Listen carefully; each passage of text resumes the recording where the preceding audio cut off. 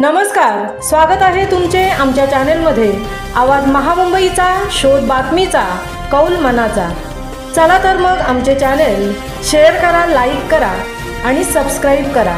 धन्यवाद। जबरीने सोनसाखळी चोरी करणाऱ्या आरोपीस उरण पोलीस ठाण्याने ठोकल्या बेड्या।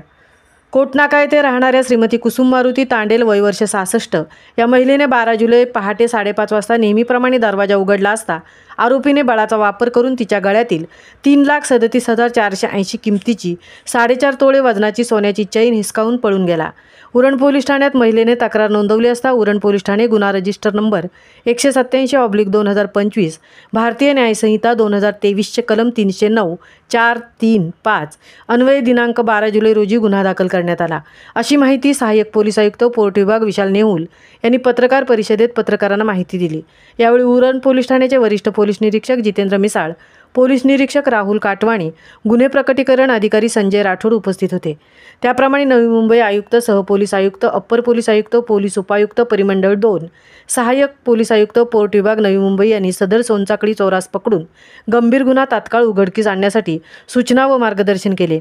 उरण पोलीस ठाण्याचे वरिष्ठ पोलीस निरीक्षक जितेंद्र मिसाळ यांच्या मार्गदर्शनाखाली उरण पोलीस ठाणे गुन्हे प्रकटीकरण पथकानेच तपास सुरू केले व गुन्हे प्रकटीकरण पथकाचे अधिकारी संजय राठोड यांनी तपास केला व आरोपी मोहित गोपाल कोहली वय वर्ष 26 राहणार नवघर येथून दिनांक 15 जुलै रोजी त्याला अटक केले आहे।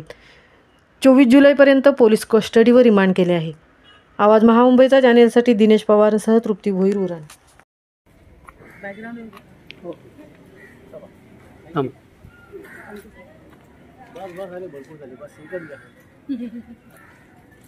त्याने ही गुन्हा केलेला आहे। मग आम्ही तात्काळ त्या आरोपीला ताब्यात घेतलं। आरोपीला ताब्यात घेतल्यानंतर पण आमचं चॅलेंज होतं की रिकव्हरीचं आमचा प्रयत्न होता की पूर्ण चेन जशीच्या तशी आम्ही आरोपीच्याकडनं रिकवर करू आणि त्याच्यामध्ये आम्हाला यश आलेलं आहे।